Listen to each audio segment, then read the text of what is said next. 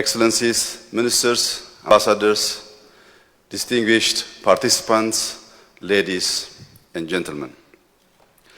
It is a great pleasure to address you in this beautiful city of Vienna during the 20th General Conference of the United Nations Industrial Development Organization.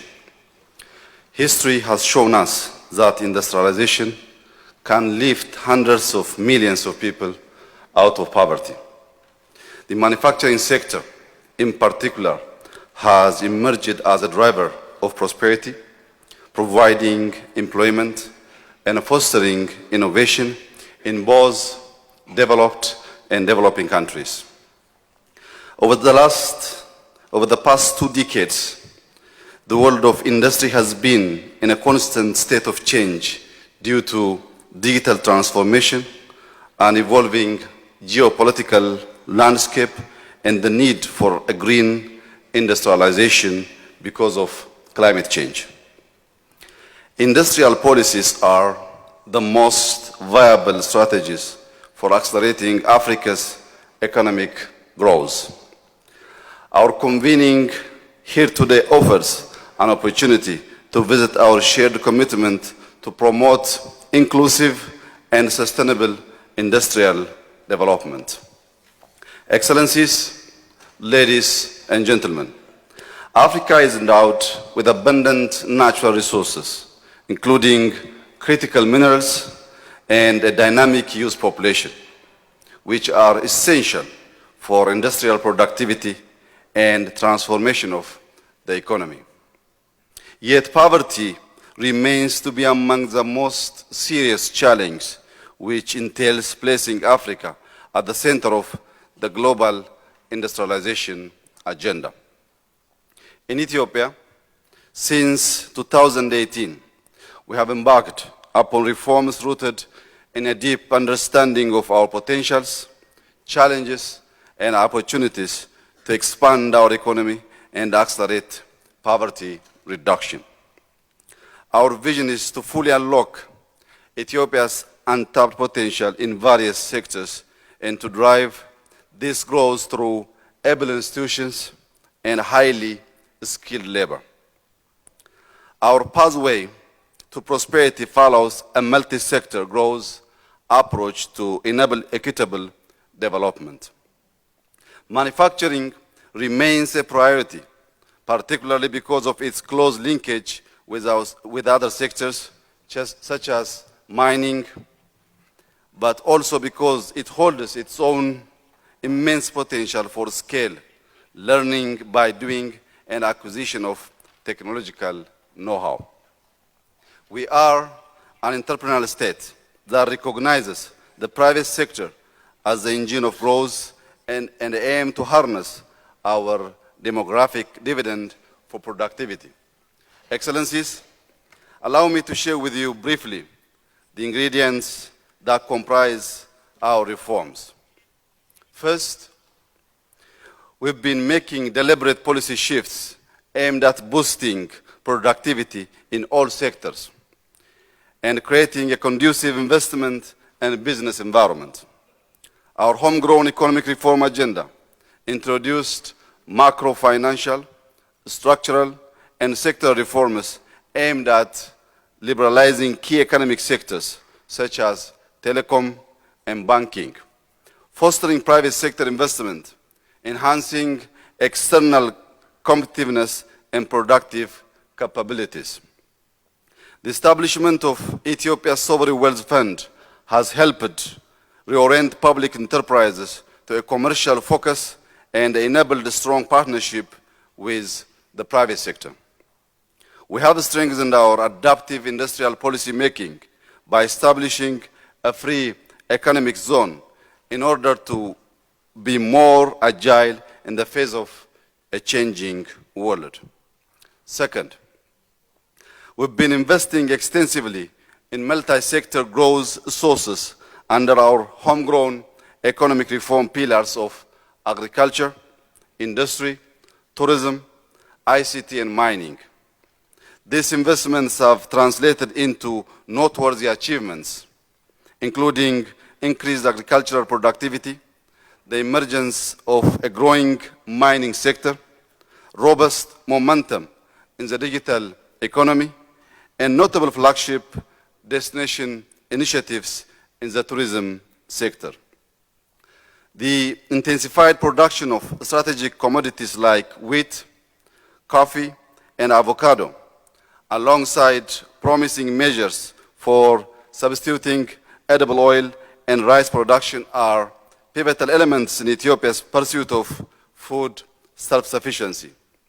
Over the past 5 years, we have managed to raise our total farmed area from 15.3 million hectares to 22.9 million hectares, with vast amount of land for crop production still available for cultivation as we continue expanding on our potential in the agricultural sector.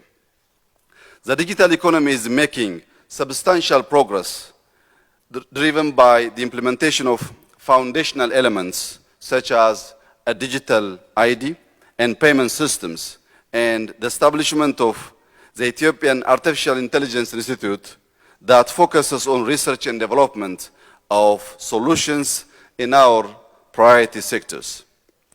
In the industrial sector, we have brought into operations 12 large-scale industrial parks in which textile and garment industries are flourishing, including the introduction of 3 new integrated agro-industrial parks. Ethiopia's leather and leather products industry is also sizable, while chemical and construction input processing, in addition to manufacturing technology and engineering, offer great potential as import substitution industries. The latecomer advantage for countries like Ethiopia is that we can do industry development right. Ethiopia's net zero and climate resilient development strategy enables us to make our economic development priority compatible with climate commitments. Which brings me to the third point of green growth and clean energy. We firmly recognize that sustainable industrial development must not come at the cost of environment or the well-being of our people. Harnessing the potential of renewable energy sources to power our industries is our priority. Through our national energy policy and the energy efficiency strategies for various sectors, the government is committed to building a climate-resilient green economy by expanding electricity generation from clean energy sources.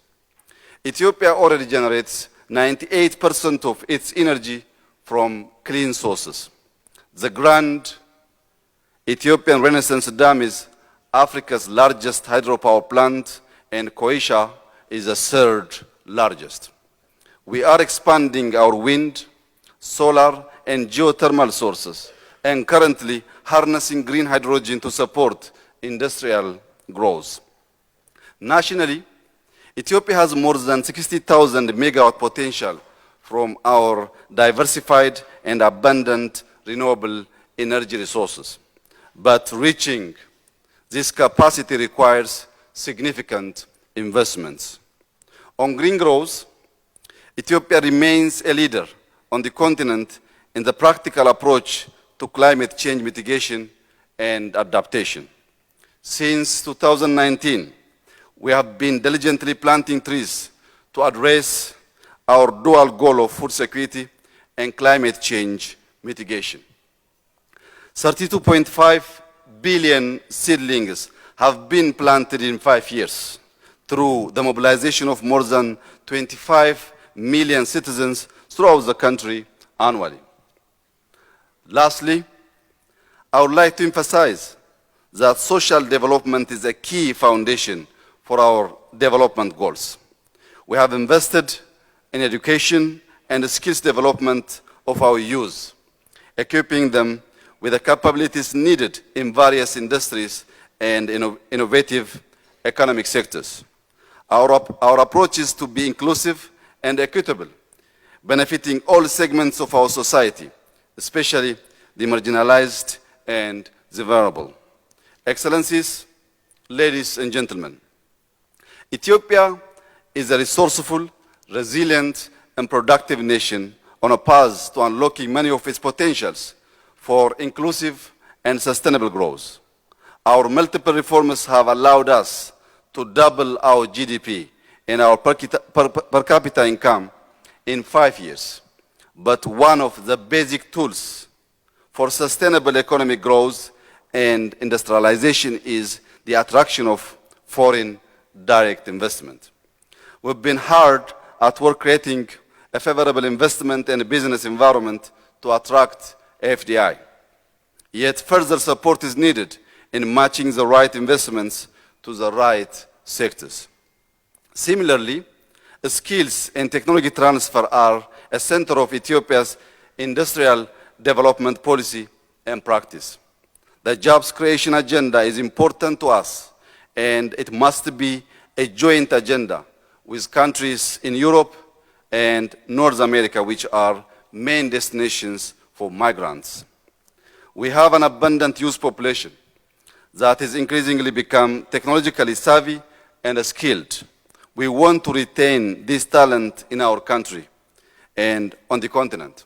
To do so, we seek the cooperation of developed countries in technology transfer, investments, and development financing.